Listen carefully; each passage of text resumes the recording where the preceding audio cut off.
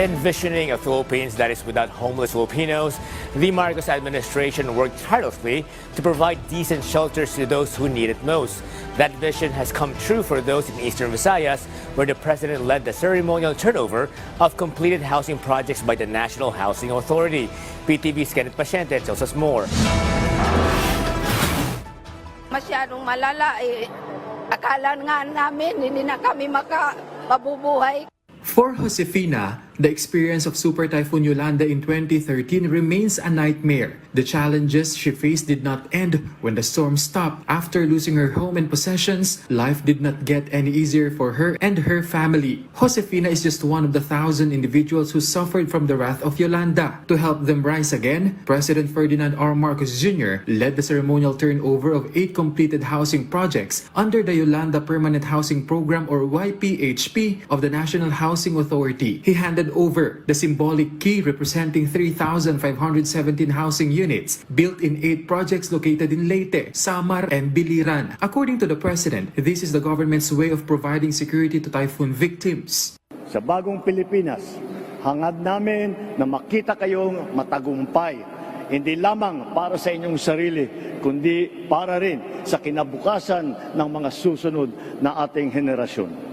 Sama-sama natin pahalagahan ang mga tahanang ito na siyang magsisilbing pundasyon ng mas matatag na pamayanan at mas maliwalas na kinabukasan. The President also assured the government is committed to building disaster-resilient housing to prepare for stronger calamities brought about by climate change and guaranteed the government is focused on enhancing flood mitigation projects. Mayroon pong flood mitigation project dito sa Leyte. Ito po yung Leyte Tide Embankment Project na layong mabigyan ng proteksyon laban sa malalakas na alon ang mga komunidad na malapit sa dagat. Lagpas sa kalahati na ang nagawa sa proyektong ito.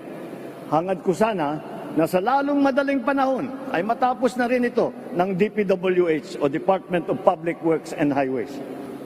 Sa buong bansa, ating binibigyang pansin ang pagsisiguro ng lahat ng flood control projects ay tiyakin natin na maayos ang disenyo upang makayanan nito ang dumadalas ng mga pag-ulan at ng pagbaha.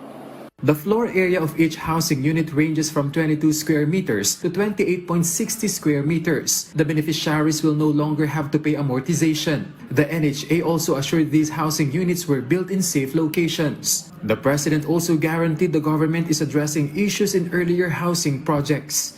Ang ginawa ng mga pabahay, substandard, kulang sa kuryente, kulang sa tubig, kulang kalsada, napakalayo, kaya't hindi masyadong nagamit. Ngunit ang ginawa natin ay ngayon nagbigay tayo ng kaunting pondo pa para yung mga NHA na ginawa na una na technically substandard ay inayos na at pwedeng magamit. From Burauen, Leyte, Kenneth Paciente of PTV Manila, Balitang Pambansa.